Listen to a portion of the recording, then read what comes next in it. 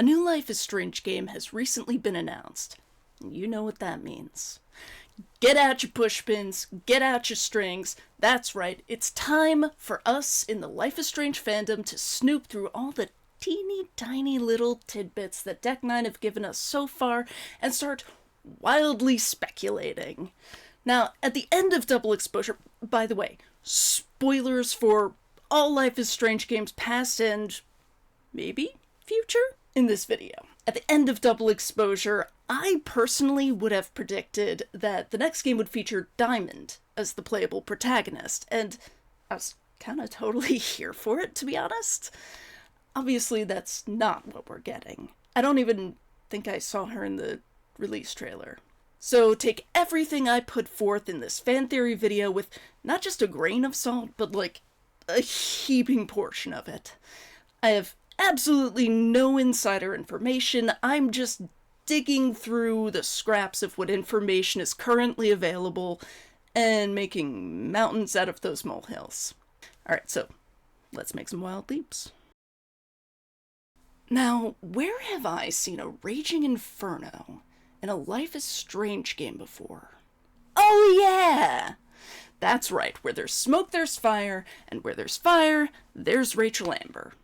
Or that cult in Life is Strange too, but we're talking supernatural fire here. Rachel has been associated with fire since before the storm dropped. Maybe earlier if you count the Fire Walk With Me Twin Peaks nods in Life is Strange 1, but that's a pretty big stretch. Some contend that Rachel has no supernatural abilities, and that the fire flaring with her scream was just artistic license. But considering that the fire is shown in Before the Storm to be unusually difficult to fight, only going out when Rachel was incapacitated by a stab wound, snoop around in the halls of the hospital in Before the Storm if you're not sure what I'm talking about. It feels to me that Deck 9 was strongly implying that Rachel and the forest fire were supernaturally connected. And since Deck 9 seemed to be implying that the Inferno in Reunion is a supernatural event, much like the storm in Life is Strange 1, and they're the ones that associated Rachel with fire, is it really that much of a stretch to speculate that this fire could also be related to Rachel? After all, timelines have merged. Could that merging have resurrected Rachel as it did the dead of Life is Strange 1? Or could Rachel still be dead, but lashing out from beyond the grave? There have long been fan theories that Rachel was behind the storm in Life is Strange 1, and surely she's no more dead in Reunion. This theory seems pretty popular, with several different people suggesting it for this video through different channels. So here's hoping that we're not just blowing smoke. Okay, so it turns out that this theory was so popular that Deck 9 decided to essentially preemptively squash it.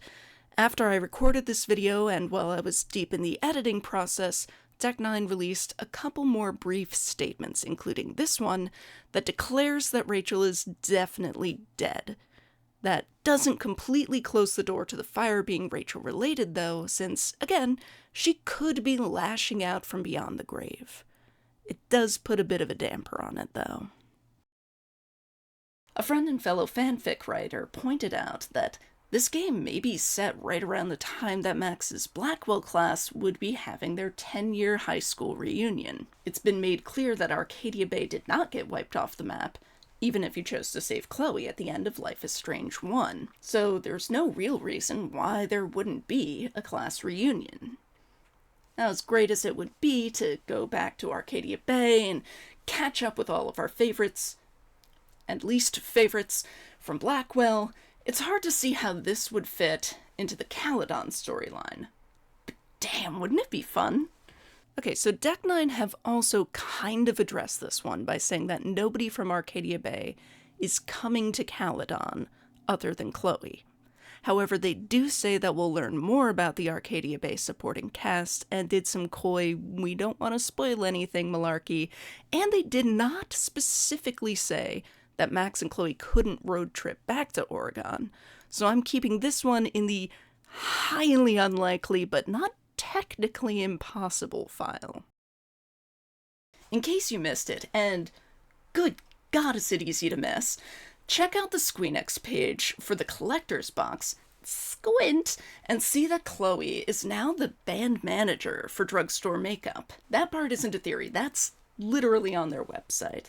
As far as I can glean, it seems that Izzy kept custody of the band name after her breakup with Steph. So we probably won't see Steph or Alex in this game, but maybe we'll see Izzy.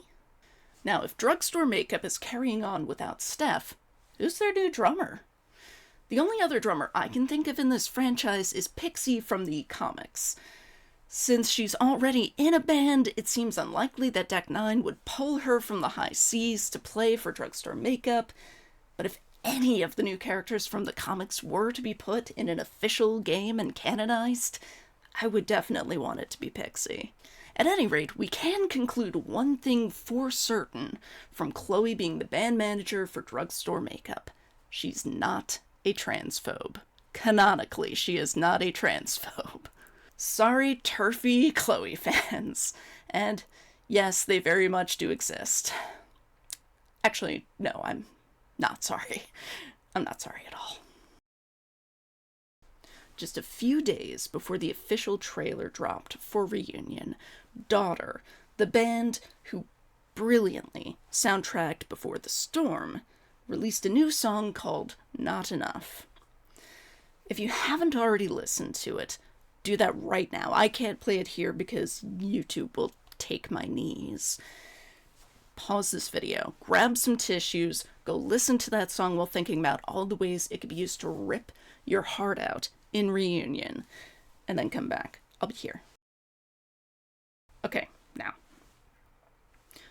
wouldn't that song be an absolute gut punch? And I'm probably reaching here, but come on. The lyric video is on a Polaroid.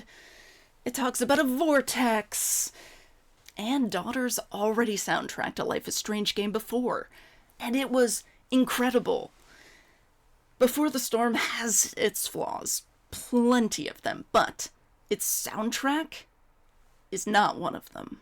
Daughter did a phenomenal job integrating songs from their back catalog with originals that they custom made for the game, and their selections from other bands were absolutely spot on. If they returned to do another soundtrack for a more seasoned Life is Strange game, we could be in for something truly special. The Reunion Collector's Box comes with a vinyl soundtrack specifying 12 amazing songs from the game, but so far I haven't been able to find any indication of who has taken on the responsibilities of soundtracking the game. So fingers crossed, everyone. Of all the theories I'm putting forward, this is the one I am manifesting the hardest. I want that soundtrack. There are suggestions in what's been released so far that Max could be forced to once again choose between Chloe's life and the lives of everyone else around her. But since Chloe is herself a playable character in Reunion, is it possible that Chloe could be the one who has to make that gut-wrenching decision this time? Or hey, if we're going with the fire is Rachel as the angle, could it be that Rachel actually gets to make a decision in a Life is Strange game? Okay, this is probably the least likely scenario out of everything I'm putting forward in this video, but come on, for a character with such an influential personality, Rachel has been pretty starved of actual autonomy in this series.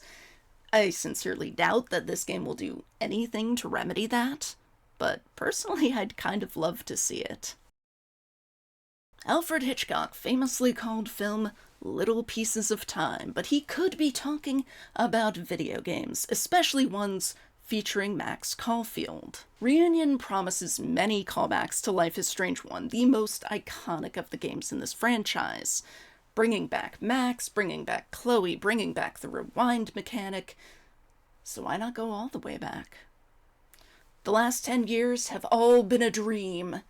At the end of Reunion, Max wakes up in Mark Jefferson's classroom listening to that same boring speech we had to listen to over and over and over again in Life is Strange 1.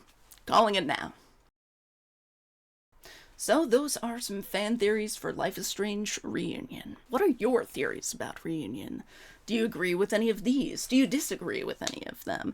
What are you hoping to see in this new game? I will tell you again, I am really, really hoping for Daughter to do the soundtrack, or at least for that song to be on the soundtrack, regardless of who's actually putting the whole thing together. That is my great hope here. Do you have anything about Abraxas? The Secret Society is all over the announcement materials, but I genuinely could not think of anything interesting to say about it in this video, so if you've got something, if you've got theories about Abraxas, please, by all means, let me know. When the game does come out, which isn't that long from now, my partner and I will be streaming it. So if you liked this video, please give it a thumbs up. Please subscribe to this channel for more Life is Strange content and just a lot of like queer indie game content and AA game content in general. It's a good time. Sometimes there are cats. Sometimes there are cats.